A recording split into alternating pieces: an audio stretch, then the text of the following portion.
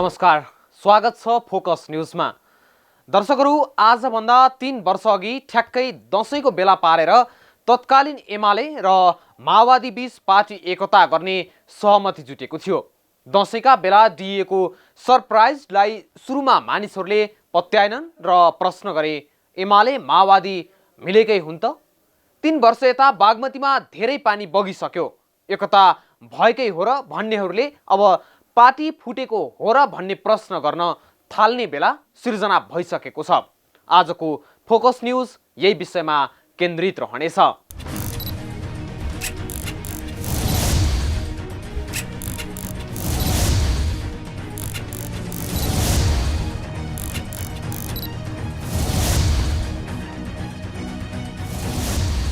सरकारले ल्याएको राजनीतिक दल विभाजन सम्बन्धी अध्यादेशसँगै सुरु भएको सत्तारूढ दल नेकपाको विवाद प्रदेशमा अविश्वास प्रस्ताव पेश हुँदासम्मको अवस्थामा पुगेको छ। नेकपाका अध्यक्ष द्वयले पानी जहाजका 2 पाइलट हुन्छन्, हाम्रो जहाज 5 वर्षलाई मजाले कुद्छ भनेको झलझली सम्झना गर्ने अवस्था सिर्जना भएको छ। पार्टी एकीकरण भएको 3 वर्षमा दर्जनौं पटक 2 अध्यक्षका बीचमा दर्जनौं सहमति र सम्झौता भए, तर परिणाम भने शून्य जस्तै रहेको छ। यो भनेको एकले अर्काप्रति नगरेको विश्वासकै परिणाम हो, होइन भने 2/3 नजिकको कम्युनिस्ट सरकार र त्यसका अध्यक्ष बीच हप्तै पछि बल्झिरहने असमझदारी किन? नेकपा भित्रको विवाद सङ्घ प्रदेश हुँदै स्थानीय तहसम्म पुगिसक्दा समेत पार्टीको समस्या भने अझै समाधान हुन सकेको छैन। कर्णाली प्रदेशमा छताछुल्ल भएको विवादले प्रदेश नम्बर 2 मा एकजना कार्यकर्ताको तिलाञ्जली दिइसक्दा पनि किन साम्य हुँदैन? के 2 पार्टी बीच भएको समझदारी र पार्टी एकता केवल देखाउन मात्रै थियो त? के कागजी एकता मात्रै 2 दलले गरेका थिए त? नभए किन सधैँ विवादको भुमरीमा रुमल्ली रहेको छ नेपाल कम्युनिस्ट पार्टी नेकपा? हेरौं यो रिपोर्ट।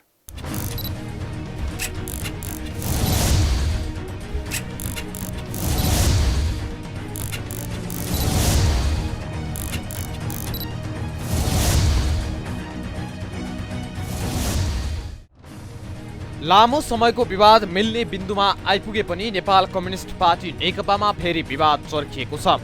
पछिल्लो समय कर्णाली असहमतिदेखि पर्साका मुकेश चौरसिया हत्यासम्म आइपुग्दा विवाद उत्कर्षमा पुगेको हो। नेकपाका अध्यक्ष एवं प्रधानमन्त्री केपी शर्मा ओलीले कर्णाली विद्रोह साम्य पार्न अर्का अध्यक्ष पुष्पकमल दाहालसँगको परामर्शपछि गत असोज 29 गते पत्र लेखेर त्यहाँका पार्टी पदाधिकारीहरूलाई काठमाडौँ आउन निर्देशन दिए लगत्तै मुख्यमन्त्री महेन्द्र बहादुर साई विरुद्ध अविश्वास प्रस्ताव दर्ता गर्ने र साई सहितका सांसदहरू काठमाडौँ आए। अध्यक्ष द्वयले कर्णाली विवादमा सहभागी नेतासँग छुट्टै आफ्नै निवासमा छलफल गरे। कर्णाली विवादको समाधानको बाटो पहिल्याउन 2 अध्यक्षले 3 दिनसम्म घण्टौं परामर्श गरे, तर 2 अध्यक्षको छलफलबाट सहमति हुन नसकेपछि गत कार्तिक 4 गते 81 प्रधानमन्त्रीले सचिवालय मार्फत 4 बुँदे सहमति भएको प्रेस नोट सार्वजनिक गरे।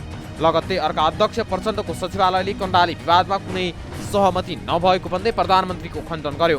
कर्णाली विवादमा ओलीले दिएको 4 बुँदे सहमतिको पत्र बोकेर सांसद एमलाल कणेल सुर्खेत पुगे। गत कार्तिक 7 गते प्रचण्ड पक्षीय मानिने मुख्यमन्त्री महेन्द्र बहादुर साईले अविश्वासको प्रस्ताव फेल गराए, तर कणेल पक्षले अध्यक्ष ओलीले दिएको पत्रलाई आधार बनाई विवाद सल्टाउनु पर्ने अडान राखिरहेको छ। तर फेरि अध्यक्ष प्रचण्डले कार्तिक 7 गते नै अर्को विज्ञप्ति जारी गर्दै कर्णालीको विवाद कर्णालीकै नेताहरूले मिलाउनु पर्ने बताए। हामी गर्नकै लागि लागिरहेछौँ, तर त्यो समस्याले अलिकति केन्द्रमा पनि समस्या सिर्जना गर्ने र केन्द्रसँग पनि केही विषयहरू चाहिँ जोडिन थालिसकेपछि त्यसपछि यो सबै समस्याको समाधान हामीले एकपटक पार्टीका अध्यक्षहरू र जिम्मेवार लिडरहरू चाहिँ बसेर यो के हो, हामी सबैका तपाईँहरूको कुरा सुन्छौँ र हामीले केन्द्रबाटै यो समस्याको सम्बोधन चाहिँ हामीले गर्छौँ भन्ने कुरा उहाँले भनेर पत्र पठाइसकेपछि हामी दुवै पक्ष कर्णालीको विवाद कर्णालीमै मिलाउने उद्देश्य सहित कर्णालीतर्फ लागे पनि त्यसले कुनै समाधान दिन सकेन। बरु दुवै अध्यक्षले आफ्ना विज्ञप्ति मार्फत फरक निर्देशन दिए। ओलीले मुख्यमन्त्री विरुद्ध पेश भएको अविश्वास प्रस्ताव फिर्ता लिने, निलम्बित प्रमुख सचेतक गुलाबजङ शाहलाई पुनर्बहाली गर्नुपर्ने, सीताकुमारी नेपालीलाई सचेतकमा फिर्ता गर्नुपर्ने र अरू पार्टी सहमति र समझदारी अनुसार गर्नुपर्ने भनियो। तर प्रचण्डले त्यसको ठिक विपरीत त्यो विवाद सबै प्रदेश कमिटीलाई मिलाउन निर्देशन दिए। दुई अध्यक्षबीच 4 बुँदे सहमति भएको विषयमा प्रचण्डले केही उल्लेख नै गरेका छैनन्। कर्णाली विवादमा दुई अध्यक्षको फरक निर्देशनपछि नेताहरू नै विभाजित भएका छन्। एक पक्षले प्रचण्डको निर्देशन बोकेर सोही अनुसार वकालत गर्दै आएको छ भने अर्को पक्षले ओलीको निर्देशनको वकालत गरिरहेको छ।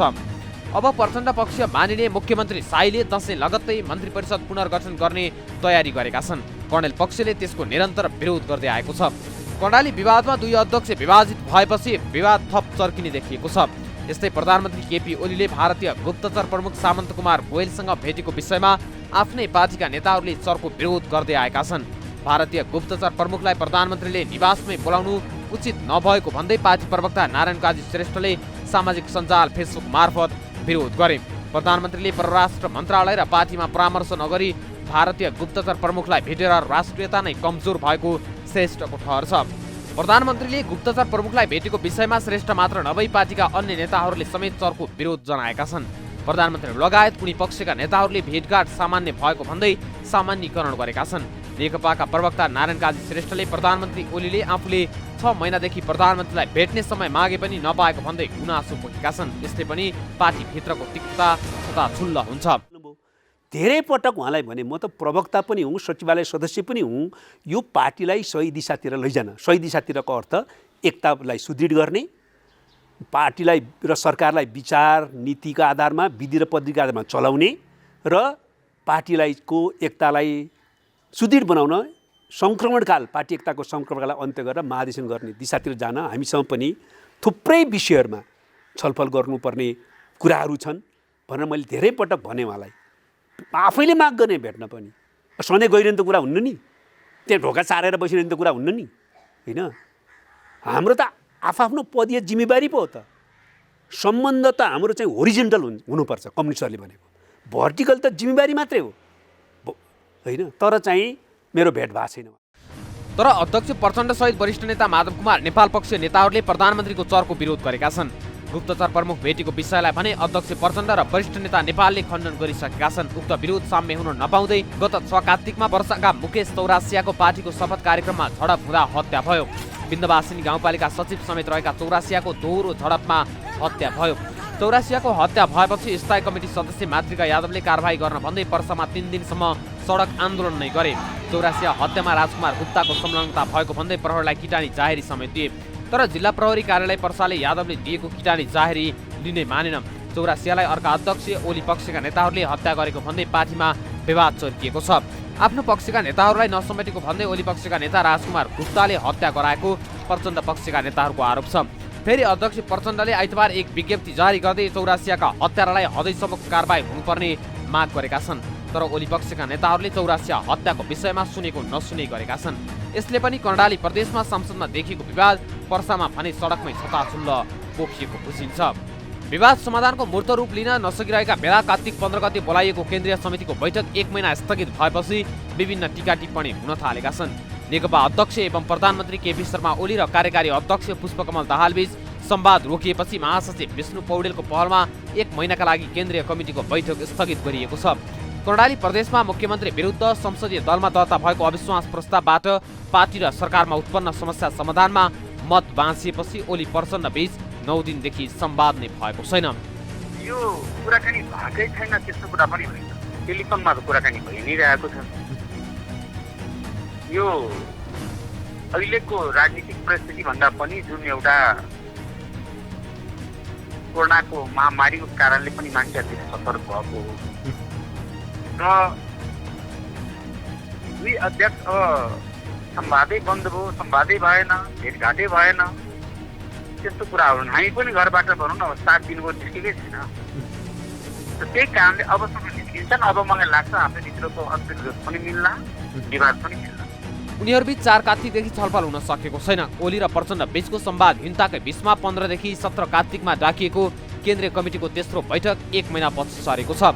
कोरोना भाइरसको बढ्दो महामारीका कारण बैठक सारिएको भनिए पनि त्यस विषयमा ओली र प्रचण्ड बीच कुनै छलफल भएको छैन। दुई अध्यक्ष छलफलमा नबसेपछि महासचिव पौडेलले बुधबार बिहान कुमलटार स्थित निवासमा पुगेर प्रचण्डसँग परामर्श गरेका थिए। प्रचण्डले बैठक सार्ने कुरामा सहमति जनाएपछि महासचिव पौडेलले प्रधानमन्त्री तथा अध्यक्ष ओलीसँग थप परामर्श गरेर बैठक स्थगनको सूचना जारी गर्न केन्द्रीय कार्यालयका सचिव द्वय ईश्वरबहादुर रिजाल र श्रीराम ढकाललाई निर्देशन दिएका थिए। महासचिव पौडेलको निर्देशन लगत्तै उनीहरूले कोभिड-19 को महामारीको बढ्दो प्रकोपका कारण बैठक 1 महिनापछि सारिएको जानकारी गराएका छन्। सरकार चलाइरहेको पार्टीको चाहिँ केन्द्रीय कमिटीको मिटिङ सरकारले 25 जनासम्म मान्छेहरू चाहिँ ग्यादरिङ नगर्ने भनेर भनिराखेको छ। अनि हाम्रो केन्द्रीय कमिटीको सदस्य सङ्ख्या 447-48 जना हुनुहुन्छ। अब उहाँहरूको सुरक्षाकर्मी, पिएसओ यी सबै सम्पूर्ण पत्रकारहरू गर्दाखेरि त्यहाँ 5-7 हजार मान्छेहरू जम्मा हुन्छन्, भेला हुन्छन्।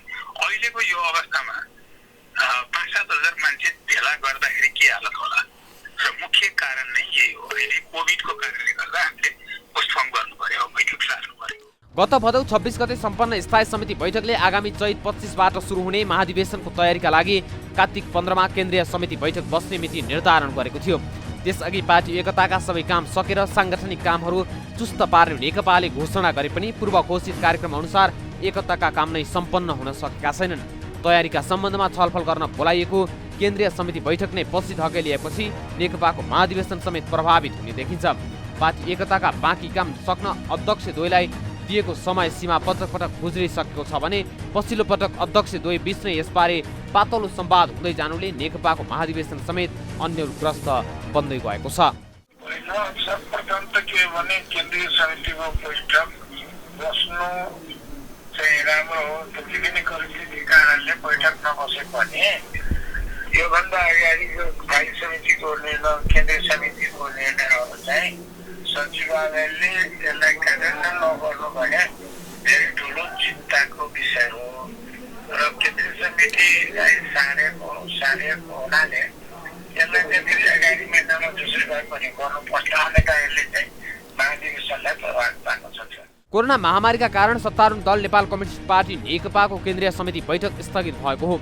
यता नेपाल कम्युनिस्ट पार्टी नेकपाले कोजागरत पूर्णिमाका दिन मनाउँदै आइरहेको चियापान तथा शुभकामना आदान प्रदान कार्यक्रम समेत यसअघि नै स्थगित गरिसकेको छ। एकातिर कोरोना कहर र अर्कोतिर पार्टीभित्र चुलिँदै गइरहेको असन्तुष्टिले गर्दा नेकपा कुन बेला दुर्घटनामा पर्ने हो भन्न सकिने अवस्था छैन। पटक पटक दुर्घटनाबाट जोगिएको नेकपाको भविष्य अब बस्ने केन्द्रीय कमिटी बैठकको निर्णयले निर्धारण गर्नेछ।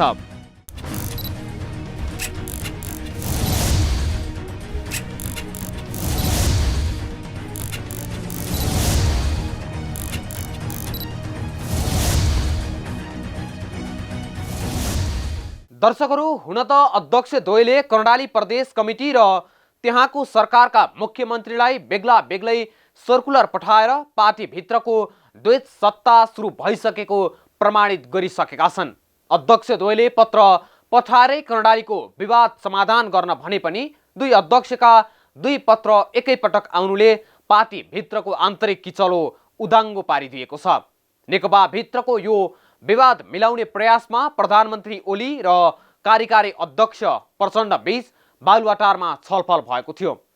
छलफलपछि प्रधानमन्त्रीका प्रेस सल्लाहकार सूर्य थापाले दुई अध्यक्षबीच मुख्यमन्त्री साहेब विरुद्धको अविश्वास प्रस्ताव फिर्ता गर्ने र गुलाबजङ शाहलाई प्रमुख सचेतकमा पुनः स्थापित गर्ने लगायतका 4 बुँदे सहमति भएको भन्दै प्रेस नोट सार्वजनिक गरेका थिए। त्यस लगत्तै प्रचण्डका प्रेस सल्लाहकार विष्णु सापकोटा जुगल पनि प्रेस नोट सार्वजनिक गर्दै ओलीसँग कुनै सहमति नभएको र विवाद मिलाउने जिम्मा कर्णालीको पार्टी कमिटीलाई नै दिएको जानकारी दिएका थिए। यसरी पार्टीभित्रको विवाद छताछुल्ल विज्ञप्ति मार्फत नै गरिएको थियो।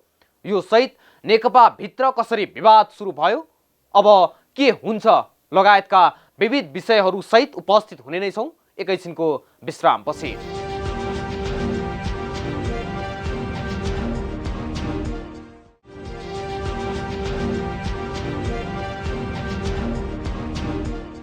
विश्रामपछि स्वागत छ फोकस न्यूजमा। दर्शकहरू, नेपाल कम्युनिस्ट पार्टी कर्णाली प्रदेशको विवाद बढ्दै जाँदा मुख्यमन्त्री महेन्द्र बहादुर साई विरुद्ध अविश्वासको प्रस्ताव तयार पार्ने अवस्थासम्म मात्रै पुगेन। विवाद निरूपण गर्ने प्रयत्नमा सिङ्गो नेकपा भित्रकै शक्ति सङ्घर्षको समीकरणमा हलचल ल्याइदिएको छ। यस विवादले अविश्वासको प्रस्ताव तयार भए यताका घटनाक्रम र त्रिकोणात्मक संवादबाट पनि कर्णाली विवाद नेकपा भित्रको 3 लाइन अध्यक्ष एवं प्रधानमन्त्री केपी शर्मा ओली, कार्यकारी अध्यक्ष पुष्पकमल दाहाल र वरिष्ठ नेता माधव कुमार नेपाल सङ्घर्षको आगामी मार्गचित्र कोर्ने प्रतिनिधि घटना समेत बन्न पुगेको मूल्याङ्कन गर्न गाह्रो पर्दैन। यसरी सत्तारूढ दलभित्र कसरी विवाद सिर्जना भयो, विवादको चुरो के थियो, हेरौँ यो रिपोर्ट।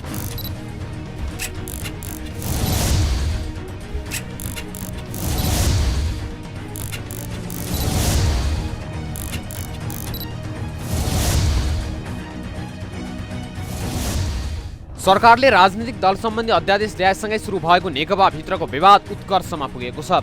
सरकारले अध्यादेश फिर्ता लिइसकेको अवस्थामा पनि विवाद झन बढ्दै गएको थियो। शीर्ष नेताहरू एकल र सामूहिक रूपमा गुट उपगुटको भेलामा व्यस्त रहे। यद्यपि सांसदहरूले भने नेताहरूको छुट्टै भेलाको औचित्य नभएको भन्दै विधि र पद्धतिको पालना गर्दै पार्टी चलाउन र सामूहिक रूपमा अगाडि बढ्न माग गरेका थिए। विवादको बीचमा शीर्ष नेताहरू एकपछि अर्को गर्दै अनौपचारिक भेटघाट तीव्र पारिरहेका छन्। विभिन्न गुट उपगुटमा नेताहरू विभक्त भए पनि खास गरी प्रधानमन्त्री तथा पार्टी अध्यक्ष केपी शर्मा ओली, अर्का अध्यक्ष पुष्पकमल दाहाल प्रचण्ड र वरिष्ठ नेता माधव कुमार नेपालको दौडधुप र सक्रियता बढेको छ भने आफू पक्षीय नेताहरूको भेला छुट्टा छुट्टै रूपमा तीव्र पारेका छन्। नेताहरूको यी भेलाहरूले पार्टीमा आन्तरिक शक्ति सन्तुलन पेचिलो बनेको निष्कर्ष निकाल्न गाह्रो छैन। अध्यक्ष प्रचण्ड, वरिष्ठ नेता माधव कुमार नेपाल लगायतका बहुमत सदस्यले पार्टी सचिवालयको बैठकको माग गरेका थिए। 20 जना स्थायी कमिटी सदस्यहरूले पनि स्थायी कमिटी बैठकको माग गरेका थिए। तर अध्यक्ष ओली सचिवालय बैठक राख्न तयार भए पनि आन्तरिक रूपमा विवाद साम्य पार्ने मोडालिटीमा सहमति नभई बैठक राख्न सकेका थिएनन्। नेताहरू सांसदको जोड घटाउमै लागिरहेको अवस्थामा सांसदहरूले भने शीर्ष नेताहरूलाई मिलेर जान सुझाव दिएका थिए। नेकपाका नेताहरूको दौडधुप अझै तीव्र रहेको छ। शीर्ष 3 नेताका आफ्नै दाउ रहेका छन्। यद्यपि वार्ता र सहमतिको प्रयास भने तिनै नेताहरूबाट भइरहेको छ। तर ती वार्ताका पहलहरू केवल पहलमै सीमित हुन थालेका छन्। आफूले गरेको सहमति आफै उल्टाउने प्रवृत्ति नेकपामा मौलाउँदै गएको छ। त्यसै कारणले त्यही त भने सिद्धान्त नभएपछि स्वार्थ नभएपछि कहाँ के दबाब पर्छ, के प्रेसर हुन्छ, त्यसले गर्दाखेरि यो भइरहन्छ। यो टिक्ने होइन सधैँभरि। यस्तो खालकोले कसरी टिक्छ र? नेकपामा माथिदेखि तलसम्म पार्टीमा अन्यायमा परेकालाई समायोजन गर्ने कुरा पनि जहाँको त्यही अड्किरहेको अवस्थामा गुज्रिरहेको छ। पूर्व एमाले र पूर्व माओवादी भनेर कित्ताकाट गर्ने, विभेद गर्ने काम पार्टी एकीकरणपछि नेकपा कार्यकर्ताहरूको निकै असन्तुष्टि छ। अझ मनोमानी पाराले प्रधानमन्त्री ओलीले संवैधानिक नियुक्तिहरू र मन्त्रीमण्डल पुनर्गठन गर्न थालेपछि त झन् नेकपा भित्रको विवाद सतहमै देखिएको हो। हाल नेकपामा सांसदहरूको समीकरणलाई हेर्ने हो भने ओली पक्षमा करिब 70, दाहाल पक्षमा 53 र नेपाल पक्षमा 46 सांसद रहेको अनुमान छ। केही तटस्थ समेत छन्। असोज 4 गते पेरिस डाँडामा र असोज 6 गते बालुवाटारमा बसेको सचिवालय बैठकले गरेका निर्णयहरूको कागजमा मसी सुक्न नपाउँदै प्रधानमन्त्री ओलीले एकलौटी रूपमा नियुक्ति र निर्णय गरेसँगै नेकपा भित्र दुवै पक्ष रुष्ट बनेका हुन्। सचिवालय बैठकमा मन्त्री परिषद पुनर्गठन, संवैधानिक राजनीतिक नियुक्तिबारे सरकारबाट निर्णय गर्नका लागि आधार तयार गर्ने, साङ्गठनिक एकीकरणका बाँकी काम पूरा गर्ने र विविध एजेन्डा थिए। त्यसबाहेक बैठकले 10 दिनभित्र बाँकी साङ्गठनिक एकीकरणको प्रस्ताव बनाउन अध्यक्ष द्वय ओली र दाहालसँगै महासचिव विष्णु पौडेललाई जिम्मा दिएको थियो। संगठन विभागसँगको सहकार्य र अध्यक्ष द्वयसँगको परामर्शमा महासचिव पौडेलले प्रस्तावमाथि काम गरे पनि अझ टुङ्गिन सकेको थिएन। यसै बीचमा पार्टीको विवाद समाधानका लागि 6 सदस्यीय कार्यदल महासचिव विष्णु पौडेलको नेतृत्वमा गठन भएर सो कार्यदलले 2 अध्यक्षको अधिकार सहितको प्रतिवेदन पेश गरिसकेको थियो।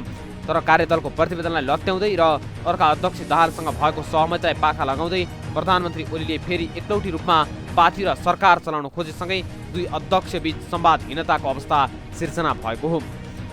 हुन त नेकपामा केन्द्रीय आयोगहरू, केन्द्रीय सल्लाहकार परिषद, ज्येष्ठ कम्युनिस्ट मञ्च, पोलिट ब्युरो, केन्द्रीय विभागहरू, प्रदेश सम्पर्क कमिटी र स्थानीय तहका कमिटीहरू, जनवर्गीय सङ्गठनहरू र प्रवास क्षेत्रको सङ्गठनात्मक एकीकरणका साथै सम्पत्ति र अभिलेखको समेत एकीकरण सम्पन्न गर्ने लगायतका कामहरू अझै बाँकी रहेका छन्। जसले गर्दा आसन्न चैतमा हुने भनिएको नेकपा महाधिवेशन अन्यलग्रस्त बनेको छ। अब यसले पार्टी एकीकरणका काम सम्पन्न गर्नुपर्ने ढिलाइ भयो, सरकारको कामलाई प्रभावकारी गर्नमा ढिला भयो र अन्तत पार्टीले पनि अब सबैले त प्रभाव पार्ने कुरो देखिन्छ। प्रधानमन्त्री ओलीले पार्टीभित्र एकलौटी गर्न थालेपछि कर्णालीका मात्रै नभएर प्रचण्ड कार्यकारी अध्यक्षको भूमिकामा पुग्नुसम्मको केन्द्रीय राजनीतिमा पनि नेपाल समूहले साथ दिँदै आएका छन्। एक व्यक्ति प्रधान जिम्मेवारी नारा लगाउँदै ओली विरुद्ध गठबन्धन भन्दा नेता नेपाल समूह प्रचण्डसँग नजिक हुन पुगेको थियो। पार्टी एकीकरण हुनु पूर्व भागभण्डामा माओवादीले पाएको सभामुख पदमा एमाले दाबी गर्न नहुने नेता नेपालको अडानले अग्निप्रसाद सापकोटा सभामुख बन्न सहयोग मिलेको थियो। त्यसबेला ओली सुभाष नेमाङलाई सभामुख बनाउन चाहन्थे। हरेक जस्तो निर्णय र गतिविधिमा प्रचण्ड नेपाल एकै ठाउँ उभिँदै आएका थिए र छन् पनि। 2076 साल माघ 15 देखि 19 को केन्द्रीय कमिटी बैठकको समूहगत छलफलमा 15 मध्ये ओली तर्फका 3 जना मात्रै टोली नेता बन्नुमा प्रचण्ड नेपाल सहकार्यले काम गरेको थियो। कतिसम्म भने ओलीले प्रचण्डसँग गरेको आलो पालो प्रधानमन्त्रीको सहमति कार्यान्वयन हुनुपर्छ भन्नेमा पनि नेपाल निकट नेताहरू नै देखिएका थिए। वैशाख 10 मा बसेको स्थायी समिति बैठक माग गर्दै 20 जना स्थायी कमिटी सदस्यहरूको हस्ताक्षरदेखि असार 10 भदौ 26 स्थायी कमिटी बैठकमा समेत प्रचण्ड नेपाल मिलेका थिए। यसको असर जिल्ला तहसम्म पुगेको थियो। अब यो झगडा त तलसम्म पुग्ने नै भयो। जब माथि नै शिरै धमिलो भएपछि त्यो पानी त्यो शिरमै धमिलो पानी आएपछि तल अरू थपिँदै जाँदाखेरि झन् धमिलो भएर गएको छ। त्यस कारणले यो चिरा परेको त माथिदेखि नै छ। त्यो टर्म भनेको स्वार्थको टर्म, म्यारेज अफ कन्भिनियन्स भन्छौँ। त्यो स्वार्थ कहीँ कति बेला मिल्न खोज्छ ओलीको उसमा, त्यति बेला हुनसक्छ। फेरि अब प्रचण्डजीलाई ओलीजीले अलिक फकाउन खोज्दाखेरि अलिकति उतातिर ढल्के जस्तो हुन्छ। त्यस कारणले एउटा कुनै प्रिन्सिपलमा अडान भए पो हुन्छ। अब लेनदेनको हिसाब छ। कति बेला कुन व्यक्तिको नेताको स्वार्थमा त्यो नजिक हुन्छ, कुन बेला पर हुन्छ। त्यसले गर्दाखेरि भएको। तर पार्टी निर्णय लिँदा भने प्रचण्डले नेपालसँग परामर्श समेत नलिई ओलीसँग सहमति गर्ने गरेको आरोप लाग्ने गरेको छ। नेकपालाई जोगाउनु भन्दै ओलीसँग 5 वर्ष प्रधानमन्त्री र एकताको महाधिवेशनसम्म ओली अध्यक्ष रहने, प्रचण्डले कार्यकारी अध्यक्षका रूपमा चैतमा एकताको महाधिवेशन गर्ने दाहालले सहमति गरेपछि नेपाल समूहका स्थायी कमिटी नेताहरू आक्रोशित नै बनेका थिए। केही स्थायी कमिटी र केन्द्रीय कमिटी सदस्यहरूले नेता नेपाललाई अब प्रचण्डलाई यसरी एकहोरो साथ दिन नसकिने निष्कर्ष सुनाएका थिए। संवैधानिक राजनीतिक नियुक्तिदेखि पार्टी एकीकरणका क्रममा नेताहरूलाई जिम्मेवारी दिँदा समेत ओलीले दाहालसँग मिलेर नेपाल समूहलाई किनारामा धकेलेकाले अहिलेको परिस्थिति बनेको बुझिएको छ। कर्णालीको प्रकरणमा मात्र नभएर सँगै नेकपाको पार्टी राजनीतिमा सुधार भएन र अहिलेकै तरिकाले पार्टी चलिरहे यस्ता अनेक गठबन्धनहरू बनिरहने निश्चित छ।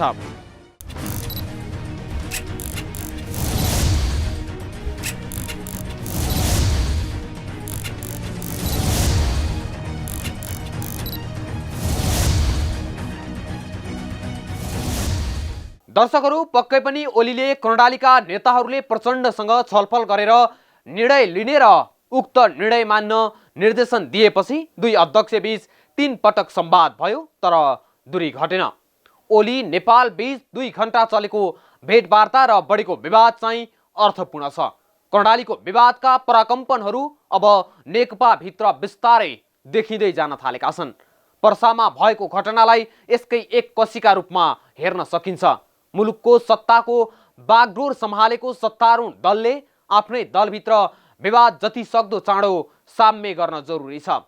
त्यसरी नै चैत्रमा महाधिवेशन गरी नयाँ नेतृत्व चयन गर्ने उद्घोष गरिसकेको नेकपाको महाधिवेशन पनि कोभिड लगायत पार्टीको आन्तरिक द्वन्द्वका कारण अनिश्चित जस्तै बनेको छ। जसरी दुई पार्टी एकीकरण गरेर विश्वभर सन्देश दिन सफल भएका अध्यक्ष द्वय प्रधानमन्त्री केपी शर्मा ओली र पुष्पकमल दाहाल मिलेरै समस्याको समाधान गरी नेकपा भित्रको विवाद साम्य पार्नै पर्छ। हवस् त, आजलाई फोकस न्यूज यति नै। अर्को एपिसोडमा नयाँ विषयवस्तुका साथ उपस्थित हुने नै छौँ। तबसम्मका लागि म सहित सम्पूर्ण युनिटलाई बिदा दिनुहोस्। नमस्कार।